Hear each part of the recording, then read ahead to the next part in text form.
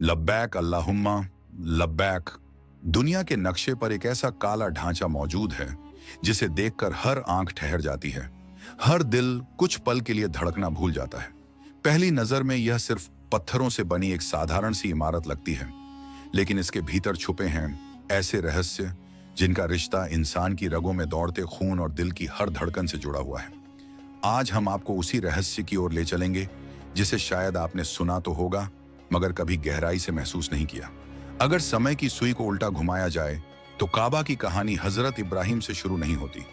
इसकी जड़ें तो इंसान की पैदाइश के साथ ही जुड़ी हुई हैं। इस्लामी परंपराओं के मुताबिक धरती पर सबसे पहले इंसान हजरत आदम अलैहिस्सलाम ने ही इस मुकद्दस जगह को इबादत के लिए चुना था। यह वही स्थान था जहां पहली बार अल्लाह की बंदगी की गई। लेकिन समय के साथ हालात बदलते गए। फिर वह दौर आया जब हजरत नूह के जमाने में ऐसा भयानक तूफान उठा कि पूरी धरती पानी में डूब गई। उस तबाही में यह मुकद्दस ढांचा भी मिट्टी में मिल गया। सदियों तक उसका कोई नामो निशान न रहा, बस कुछ गुप्त संकेत बाकी बचे जिनसे सिर्फ अल्लाह के चुने हुए बंदे और फरिश्ते वाकिफ थे। कई सदियां गुजर गईं। फिर इतिहास के पन्नों में एक ऐसी शख्सियत का आगमन हुआ जिसे खुद अल्लाह ने अपना दोस्त कहा। यह थे हजरत इब्राहिम अलैहिस्सलाम। उनका ईमान इतना मजबूत था कि रब की रजा के सामने उन्हें अपनी सबसे प्यारी चीज भी कुर्बान करना आसान लगता था। एक दिन जब वह फिलिस्तीन में रह रहे थे, उन्हें अल्लाह का हुक्म मिला कि उस भूले बिसरे मुकद्दस घर को दोबारा खड़ा किया जाए। हजरत इब्राहिम ने उन पुराने निशानों को खोज निकाला और उसी जगह तामीर का काम शुरू किया। वह नजारा बेहद रूह को छू लेने वाला था। हजरत इस्माइल अलैहिस्सलाम दूर दूर की पहाड़ियों से पत्थर उठाकर लाते और हजरत इब्राहिम उन्हें अपने हाथों से जोड़कर दीवारें खड़ी करते। जब दीवारें ऊंची होने लगीं और हाथ ऊपर तक नहीं पहुंच पा रहे थे, तो हजरत इब्राहिम एक बड़े पत्थर पर खड़े हो गए। कहा जाता है कि उसी पत्थर पर उनके पैरों के निशान अंकित हो गए, जो आज भी मकाम इब्राहिम के नाम से काबा के सामने मौजूद हैं। लोग आज भी उन्हें देखकर हैरान रह जाते हैं। जब इमारत पूरी हुई तो एक खास निशानी की जरूरत थी। तभी फरिश्ते जिब्राइल जन्नत से एक नूरानी पत्थर लेकर आए। यही वह पत्थर है जिसे आज दुनिया हजरे अस्वद के नाम से जानती है। इसे काबा के एक कोने में लगाया गया। रिवायतों में बताया जाता है कि यह पत्थर शुरुआत में बिल्कुल सफेद था, दूध की तरह चमकदार, लेकिन इंसानों के गुनाहों को अपने अंदर समेटते समेटते इसका रंग धीरे धीरे काला पड़ गया। जब यह मुकद्दस घर बन रहा था तो बाप और बेटे की जुबान पर सिर्फ एक ही दुआ थी, ऐ हमारे रब, हमारी इस कोशिश को कबूल फरमा और हमारी आने वाली नस्लों को अपना फरमा बरदार बना। उस दौर का काबा आज जैसा चौकोर नहीं था। वह आयताकार शक्ल में बना हुआ था। जो हिस्सा आज हतीम कहलाता है, वह उस समय काबा का ही हिस्सा हुआ करता था। इसके दो दरवाजे थे, एक से दाखिल होते और दूसरे से बाहर निकलते। इसकी ऊंचाई भी आज के मुकाबले कम थी। फिर समय आगे बढ़ता गया। इस्माइल अलैहिस्सलाम की औलाद वहां आबाद होती चली गई और काबा की खिदमत करती रही। लेकिन इंसानी दिलों में धीरे धीरे भटकाव आने लगा। जिस घर को एक खुदा की इबादत के लिए बनाया गया था, वहां बुतों को जगह मिलने लगी। और फिर आया इतिहास का वह अहम साल 570 ईस्वी, वही साल जब दुनिया को आखिरी नबी मिलने वाले थे। उसी दौर में यमन का एक ताकतवर शासक अब्राहा ये देखकर जल उठा कि लोग उसके भव्य गिरजाघर को छोड़कर मक्का के उस सादे से घर की ओर क्यों खींचे चले जा रहे हैं। कहानी यहां से एक और हैरान कर देने वाला मोड़ लेने वाली थी। जलन और घमंड की आग में जलते हुए उस शासक ने एक खतरनाक फैसला कर लिया। उसने सोचा कि अगर मक्का का केंद्र ही मिटा दिया जाए तो लोग मजबूर होकर यमन का रुख करेंगे। इसी सोच के साथ उसने एक विशाल सेना खड़ी की, जिसमें ऐसे जानवर शामिल थे जिन्हें अरब के लोग पहले कभी ठीक से देख भी नहीं पाए थे। भारी भरकम हाथी। रेगिस्तान में जब ये हाथी आगे बढ़ते तो घोड़ों के कदम कांप जाते। अरब के कबीले इस मंजर को देखकर दहशत में आ जाते थे। उस सेना का सरदार अपने घमंड में चूर मक्का की ओर बढ़ता चला जा रहा था और रास्ते में जो भी कबीला सामने आया उसे कुचलता हुआ आगे निकल गया। इसी दौरान उसकी फौज ने मक्का के बड़े सरदार अब्दुल मुत्तलिब के कुछ ऊंट पकड़ लिए। जब अब्दुल मुत्तलिब अपने ऊंटों को छुड़ाने पहुंचे तो सेना का सरदार हैरान रह गया। उसने ताना मारते हुए कहा, मैं तुम्हारे सबसे पवित्र घर को मिटाने आया हूं और तुम्हें अपने जानवरों की पड़ी है। अब्दुल मुत्तलिब ने बड़े ही ठहराव और यकीन के साथ जवाब दिया, ये ऊंट मेरे हैं, इसलिए इनकी रक्षा करना मेरी जिम्मेदारी है। और जिस घर को तुम गिराने आए हो उसका भी एक मालिक है, वह खुद अपने घर की हिफाजत करेगा। यह जवाब इतिहास में हमेशा के लिए दर्ज हो गया। ऊंट लौटा दिए गए और घमंड में डूबी वह सेना आगे बढ़ चली। अब्दुल मुत्तलिब काबा के दरवाजे पर पहुंचे, उसे थाम कर आंखों से आंसू बहाते हुए दुआ की, ऐ मेरे रब, एक साधारण इंसान भी अपने घर की हिफाजत करता है, आज तू भी अपने इस घर की रक्षा कर। जैसे ही वह सेना मक्का के करीब पहुंची, हालात अचानक बदलने लगे। आगे बढ़ते हाथी एकाएक जमीन पर बैठ गए। चाहे उन्हें कितना भी मारा गया, डराया गया, वे उठने को तैयार नहीं थे। फिर अचानक आसमान का रंग बदल गया। समुद्र की दिशा से परिंदों का एक विशाल झुंड उमड़ पड़ा। उन परिंदों की चोंच और पंजों में छोटे छोटे कंकड़ थे। देखते ही देखते वे कंकड़ उस सेना पर बरसने लगे। वे साधारण पत्थर नहीं थे, जिस जिस्म को छूते उसे चीर डालते। कुछ ही पलों में वह घमंडी सेना भूसे की तरह बिखर गई। बिना किसी इंसानी मदद के अल्लाह ने अपने घर की रक्षा की। समय आगे बढ़ता गया। हजरत इब्राहिम द्वारा बनाई गई इस इमारत को सदियासम बीत चुकी थी। बारिशों और सैलाबों ने इसकी दीवारों को कमजोर कर दिया था। मक्का के कुरैश कबीले ने तय किया कि अब इस पाक घर को दोबारा मजबूत बनाया जाना चाहिए। उन्होंने एक शर्त रखी, इस निर्माण में सिर्फ साफ और जायज कमाई ही इस्तेमाल होगी। लेकिन दीवार गिराने की हिम्मत किसी में नहीं थी। सब डरते थे कि कहीं कोई आफत ना आ जाए। आखिरकार खालिद बिन वलीद के पिता आगे बढ़े और पहली चोट लगाई। जब उन्हें कुछ नहीं हुआ, तब बाकी लोग भी काम में जुट गए। हलाल धन सीमित था, इसलिए काबा का पूरा आकार पहले जैसा नहीं बन सका। उसका साइज छोटा कर दिया गया और एक हिस्सा बाहर रह गया, जिसे आज हम हतीम के नाम से जानते हैं। दरवाजा जमीन से ऊंचा रखा गया ताकि हर कोई आसानी से अंदर दाखिल ना हो सके। जब इमारत लगभग पूरी हो गई तो एक नया विवाद खड़ा हो गया। हजर अस्वद को उसकी जगह कौन रखेगा? मामला इतना बढ़ गया कि तलवारें निकलने की नौबत आ गई। आखिर फैसला हुआ कि अगली सुबह जो सबसे पहले हरम में दाखिल होगा वही इस विवाद का हल बताएगा। कुदरत का करिश्मा देखिए, सबसे पहले आने वाले शख्स मोहम्मद थे, जो उस समय तक नबी होने का ऐलान नहीं कर चुके थे। सबने उन्हें अल अमीन कहकर पुकारा और उनका फैसला स्वीकार किया। उन्होंने अपनी चादर जमीन पर बिछाई, हजर अस्वद को उस पर रखा और हर कबीले के सरदार को चादर का एक एक कोना थमा दिया। सबने मिलकर पत्थर को उठाया और फिर मोहम्मद ने अपने मुबारक हाथों से उसे उसकी जगह पर रख दिया। इस तरह एक बड़ा फसाद टल गया। वक्त गुजरा और उसी शहर में इस्लाम की रोशनी फैल गई।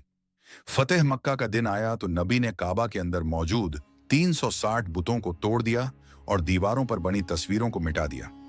उसी दिन से यह पाक घर सिर्फ और सिर्फ एक अल्लाह की इबादत के लिए खास हो गया। शुरुआती दौर में मुसलमान बैतुल मुकद्दस की ओर रुक करके नमाज पढ़ते थे, लेकिन फिर अल्लाह के हुक्म से हमेशा के लिए काबा को क़िबला बना दिया गया और तभी से यह घर पूरी दुनिया के मोमिनों की रूहानी पहचान बन गया। काबा की परीक्षा यहीं समाप्त नहीं हुई थी। वक्त ने अभी इसके लिए और भी कठिन दौर लिख रखे थे। 7वीं सदी के आखिरी वर्षों में सन 683 ईस्वी में मक्का एक बार फिर सियासी भूचाल का केंद्र बन गया। उस दौर में अब्दुल्लाह बिन जुबैर ने खुद को मक्का में इस्लामी हुकूमत का जायज हाकिम घोषित कर दिया। ये बात दमिश्क में बैठे यजीद बिन मुआविया को किसी भी सूरत मंजूर नहीं थी। नतीजा यह हुआ कि यजीद ने अपनी सेना मक्का की ओर रवाना कर दी। फौज ने शहर को चारों तरफ से घेर लिया और आसपास की पहाड़ियों से आग उगलते गोले बरसाए जाने लगे। उस भीषण हमले में काबा का गिलाफ आग की लपटों में घिर गया और उसकी दीवारों को भी भारी नुकसान पहुंचा। लेकिन इसी बीच ऐसा कुछ हुआ जिसने पूरे घटनाक्रम की दिशा बदल दी। अचानक यजीद की मौत की खबर आई और उसके साथ ही उसकी सेना को मक्का से पीछे हटना पड़ा। इस मौके के बाद अब्दुल्लाह बिन जुबैर ने काबा की तामीर का काम शुरू करवाया। उन्होंने उसे उस मूल स्वरूप में बनाने की कोशिश की जैसा हजरत इब्राहिम के जमाने में बताया जाता है, आयताकार ढांचा और 2 दरवाजों वाला काबा। मगर यह सुकून भी ज्यादा दिनों तक कायम नहीं रह सका। कुछ ही साल बीते थे कि उमैयद शासक अब्दुल मलिक बिन मरवान ने अपने सबसे क्रूर सेनापति हज्जाज बिन यूसुफ को मक्का पर चढ़ाई का आदेश दे दिया। इस बार हमला पहले से कहीं ज्यादा भयानक था। कई हफ्तों तक मक्का पर पत्थरों की बारिश होती रही। शहर तबाही की कगार पर पहुंच गया। अब्दुल्लाह बिन जुबैर ने आखिरी सांस तक मुकाबला किया, लेकिन अंततः वे शहीद हो गए। मक्का पर कब्जे के बाद हज्जाज ने काबा को फिर से ढवा दिया और उसे उसी रूप में दोबारा बनवाया जैसा कुरैश के दौर में था, चौकोर आकार और एक दरवाजे वाला। आज जो काबा हम देखते हैं वही उसी तामीर की याद है। इतिहास का सबसे भयावह अध्याय तब लिखा गया जब सन 930 ईस्वी में करामतियों का हमला हुआ। इस बर्बर गिरोह का सरगना अबू ताहिर हथियारों के साथ हरम शरीफ में दाखिल हुआ। उसने निहत्थे हाजियों पर कहर बरपा दिया। बेगुनाह लोगों को मौत के घाट उतारते हुए वह घमंड से चिल्ला रहा था, आज कहां है तुम्हारा खुदा? शहीदों की लाशें जम जम के कुएं में फेंकी गईं और सबसे दर्दनाक वार तब हुआ जब हजरे अस्वद को उसकी जगह से उखाड़ लिया गया। काबा पूरे 22 साल तक उस मुकद्दस पत्थर के बिना रहा। इस खौफनाक हादसे के बाद लोगों के दिलों में ऐसा डर बैठ गया कि हज के लिए आना भी कम हो गया। आखिरकार जब करामती कमजोर पड़े तब मजबूरी में उन्हें हजरे अस्वद वापस करना पड़ा। वक्त आगे बढ़ता रहा, सदियां बदलती गईं। 16वीं सदी में करीब 1600 ईस्वी के आसपास मक्का एक और प्राकृतिक आपदा की चपेट में आ गया। जबरदस्त सैलाब ने काबा को फिर नुकसान पहुंचाया। उस समय उस्मानी सल्तनत के सुल्तान मुराद ने दुनिया के बेहतरीन इंजीनियरों और कारीगरों को बुलाया। सबसे मजबूत पत्थरों से काबा की तामीर करवाई गई, वही रूप जो आज तक कायम है। इतिहास का एक कम जाना पहचाना दौर वह भी रहा जब काबा के चारों ओर अलग अलग मसलकों के लिए अलग अलग जगहें तय थीं। हनफी, मालिकी, शाफई और हम्बली चारों फिरके अपने अपने इमाम के पीछे नमाज अदा करते थे। मगर 1924 में जब किंग अब्दुल अजीज ने मक्का पर नियंत्रण हासिल किया तो उन्होंने इस बंटवारे को खत्म कर दिया। उन्होंने ऐलान किया कि अब पूरी उम्मत एक ही इमाम के पीछे नमाज पढ़ेगी। आधुनिक इतिहास में भी काबा एक बड़े संकट से गुजरा। सन 1979 में जुहमान अल उतैबी नाम के एक विद्रोही ने अपने साथियों के साथ हरम शरीफ पर कब्जा कर लिया। उसने दावा किया कि मेहदी का ज़हूर हो चुका है। दरवाजे बंद कर दिए गए और हजारों लोग अंदर फंस गए। हालात इतने संगीन हो गए कि सऊदी हुकूमत को सैन्य कार्रवाई करनी पड़ी।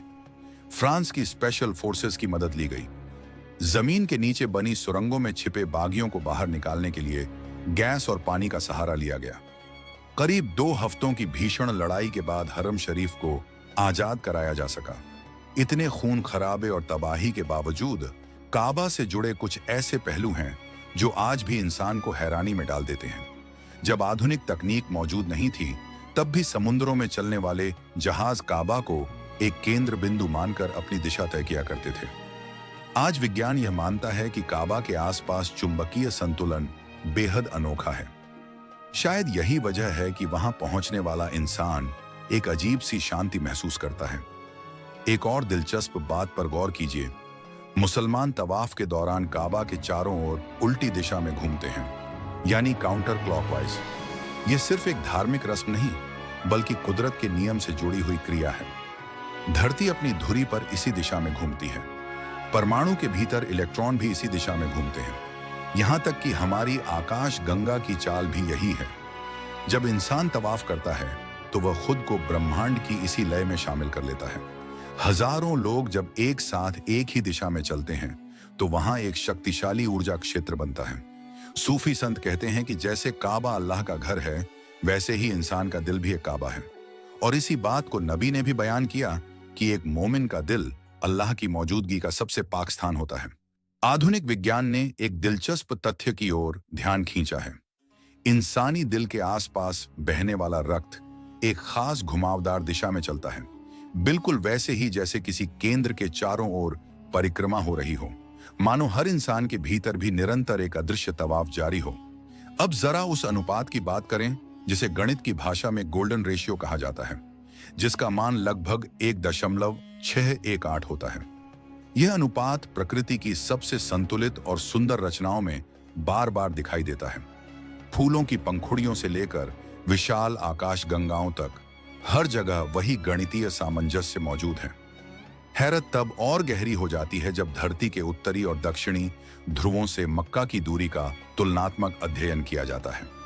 यह अनुपात भी उसी गोल्डन रेशियो के करीब पहुंचता है जिसने सदियों से वैज्ञानिकों और दार्शनिकों को सोचने पर मजबूर किया है। यही कारण है कि काबा को केवल पत्थर और चूने से बनी एक संरचना कहना उसकी गहराई को कम करके आंकना होगा।